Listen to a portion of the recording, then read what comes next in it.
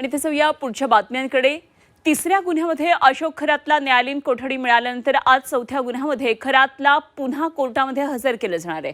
आज दुपारी 12 वाजण्याच्या सुमारास खरातला व्हिडिओ कॉन्फरन्सिंगद्वारे कोर्टामध्ये हजर केलं जाणार आहे। लैंगिक अत्याचार प्रकरणामध्ये अधिक तपास करण्यासाठी एसआयटीकडून आता खरातच्या पोलीस कोठडीमध्ये वाढ करण्याची मागणी केली जाण्याची शक्यता आहे।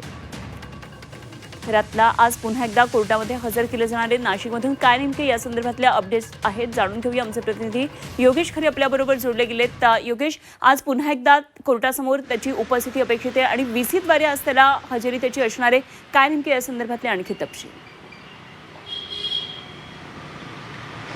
खरं आहे, अशोक खरात आता चौथ्या प्रकरणामध्ये म्हणजे चौथ्या गुन्ह्यामध्ये त्याला पोलीस कोठडी मागण्यात येईल। 3 गुन्ह्यांमध्ये आत्तापर्यंत त्याला पोलीस कोठडी ही मिळाली आहे आणि न्यायालयीन कोठडीमध्ये सध्या त्याची रवानगी काल करण्यात आली होती।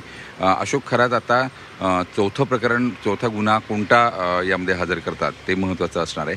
आपण जर बघितलं तर अशोक खरातचा फास हळूहळू चांगलाच आवळला जातोय। एका बाजूला गुन्ह्यांची संख्या ही पोलिसांमध्ये आणि एसआयटीमध्ये सुद्धा वाढताना दिसते, तर दुसऱ्या बाजूला ईडीनं आता चौकशीला सुरुवात थेट ग्राउंडवर येऊन केलेली आहे। काल 11 ठिकाणी जे छापे टाकण्यात आले होते त्यामध्ये मोठ्या प्रमाणात बेहिशोबी संपत्ती, बेनामी मालमत्ता या आढळून आलेल्या आहेत। इतकंच नाही, खरातच्या सोबत असलेल्या सर्व लोकांची सुद्धा आता चौकशी सुरू झाली आहे। खरात ज्या बांधकाम व्यावसायिकासोबत ओझरमध्ये काम करत होता त्या बांधकाम व्यावसायिकाच्या घरीसुद्धा चौकशी करण्यात आली। जो सीए करत होता पुण्यामध्ये त्या सीएच्या घरीसुद्धा चौकशी करण्यात आली। त्या ठिकाणी सुद्धा मोठ्या प्रमाणात पैसा सापडण्यात आला आहे। त्यामुळे आता खरातच नाही, खरातच्या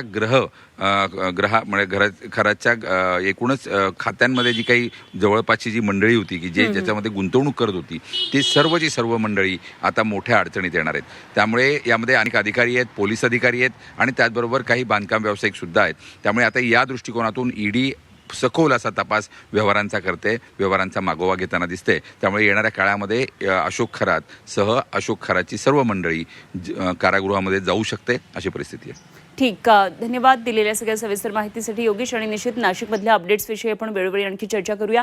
योगेश खरे आमचे प्रतिनिधी आपल्याबरोबर होते।